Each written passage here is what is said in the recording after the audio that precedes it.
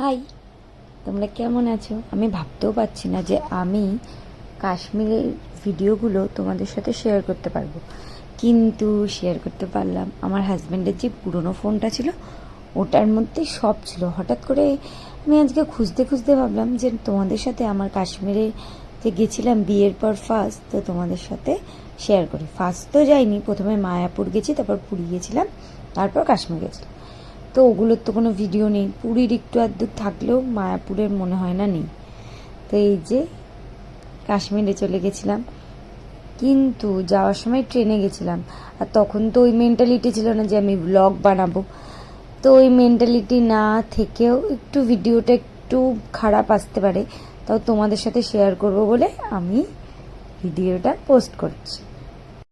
আর ইউটিউবে তো বলেছিলাম যদি তোমরা 300 ফলোয়ার্স করতে পারো, সরি সাবস্ক্রাইবার করতে পারো, তাহলে তো কোনো ব্যাপারই না।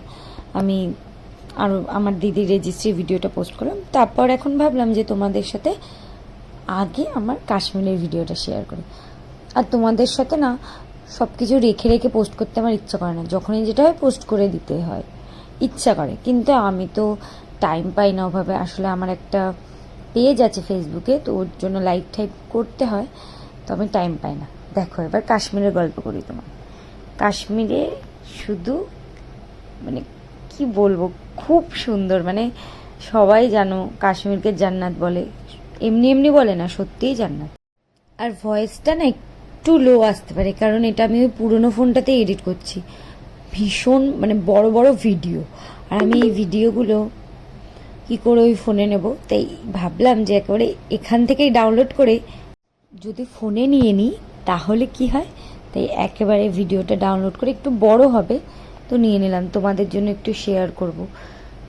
আর এইখানে যদি থাকে আমার পোস্ট করাও হবে না, এখানেই থেকে যাবে। তো আমরা প্রথমে শ্রীনগর নেমেছি, নামার পর ওখানের একটা হোটেলে ছিলাম 4 দিন মতো। এটা ভিডিওটা অনেক বড়, তো কেটে কেটে একটু শোনাতে পারে তোমাদের। তো এটা হচ্ছে সোনমার্গ। আমরা ফার্স্ট দিন গেছি সোনমার্গ, তারপরে সাইন্ট সিন দেখেছি একদিন, তারপর গুলমার্গ গেছি। এভাবে সোনমার্গ খুব সুন্দর, এখানে বজরঙ্গি ভাইজান মুভির অনেক শুটিং হয়েছে। আর মানে আমি ট্রেনে যখন উঠি তখন বলেছিলাম যে আমি তো পাহাড় ঘুরেছি, আমার কাছে স্মৃতি নেই, কিন্তু আমি পাহাড় ঘুরেছি। তো পাহাড়ে গেলে তো পাহাড় কার না ভালো লাগে, পাহাড়ে গেলে তো সুন্দর সুন্দর দৃশ্য দেখা যায়। যাই হোক, আমার তো পাহাড় ফেভারিট। এখানে দেখো আমি কত বরফ নিয়ে খেলেছি, আমি খুব মজা করেছি। ফটো ভিডিওর কথা ভুলে গেছি। হ্যাঁ, তোমরা